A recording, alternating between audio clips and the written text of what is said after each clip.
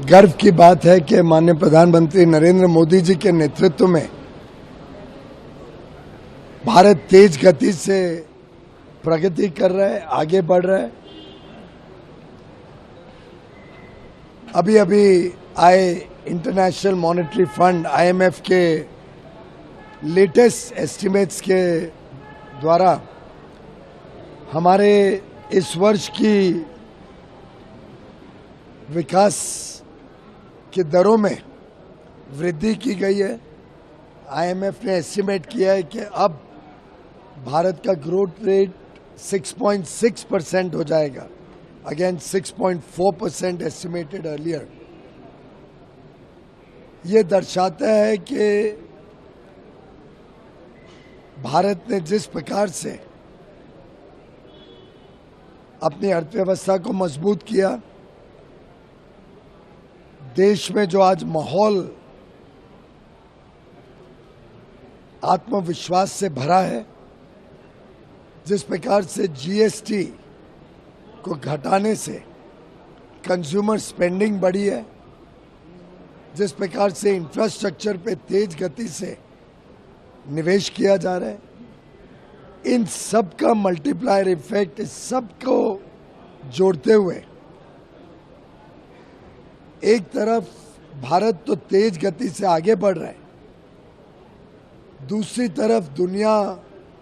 की विकास यात्रा और कमजोर होते जा रही है। IMF का ही मानना है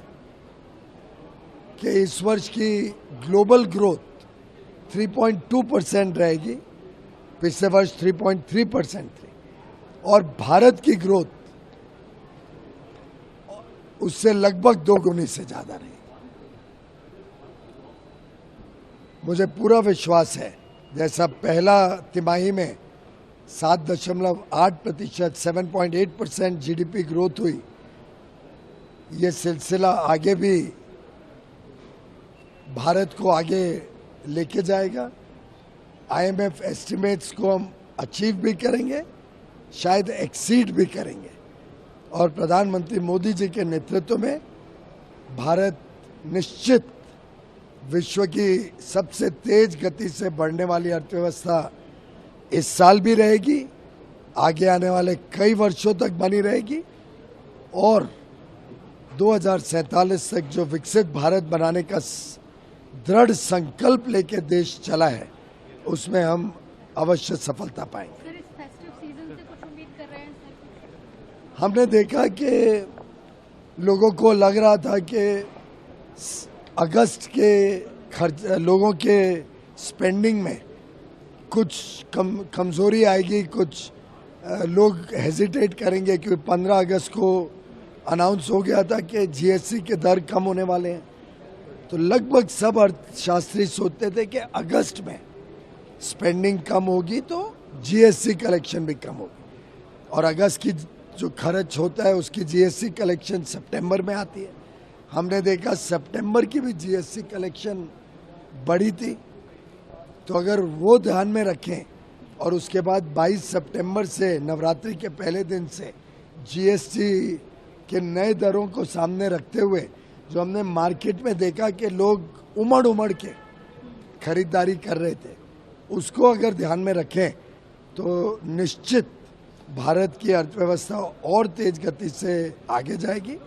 भारत के गरीब, भारत के निम्न मध्यम वर्ग, भारत के मध्यम वर्ग, सभी उपभोक्ताओं को प्रधानमंत्री मोदी जी ने इस दिवाली पे सौगात दी है, और मुझे पूरा विश्वास है 140 करोड़ देशवासी, ये जो त्योहारों का सीजन है, हमने नवरात्रि अभी अभी पूरी की है, दशहरा को मनाया है 2 तारीख को,